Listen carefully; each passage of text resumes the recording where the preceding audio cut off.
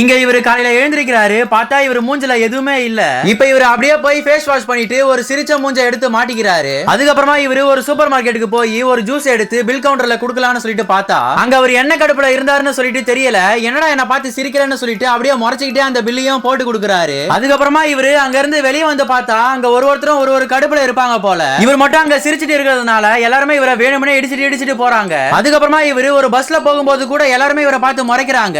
அப்ப அங்க ஒரு பொண்ணு மட்டும் இவரை பார்த்து சிரிக்கிறா. இப்ப இவரும் அப்பாடா இந்த பொண்ணாச்சு நம்மள பார்த்து சிரிக்குதேன்னு சொல்லிட்டு அப்படியே சந்தோஷத்துல இருக்கும்போது அங்க ஒருத்தர் முறைச்சிக்கிட்டே இவரை எட்டி பாக்குறான். இத பார்த்து இவருமே இப்ப சோகமாயிராரு. அப்படியே இவரு ஆபீஸுக்கு போனா அங்க இவருடைய மேனேஜர் இவரை பயங்கரமா திட்டிட்டு ஒரு பெண்ணை தூக்கி இவர் மேலேயே அடிச்சிட்டு சாரி கூட சொல்லாம அங்க இருந்து போயிடுறாரு. இப்ப இவரும் அட போங்கடா என்னடா வாழ்க்கை இதுன்னு சொல்லிட்டு அப்படியே இவர் வீட்டுக்கு வந்து அந்த ஃபேஸ கழட்டி மாட்டிட்டு அப்படியே லாங்ல காமிக்கிறாங்க. பார்த்தா இவர் இது வரைக்கும் போட்ட ஃபேஸ் எல்லாமே சிரிச்ச மாதிரியான ஃபேஸ் தான். ஆனா அதுவே திரும்பி வரும்போது அது சோகமான ஃபேஸா மாறிடுது.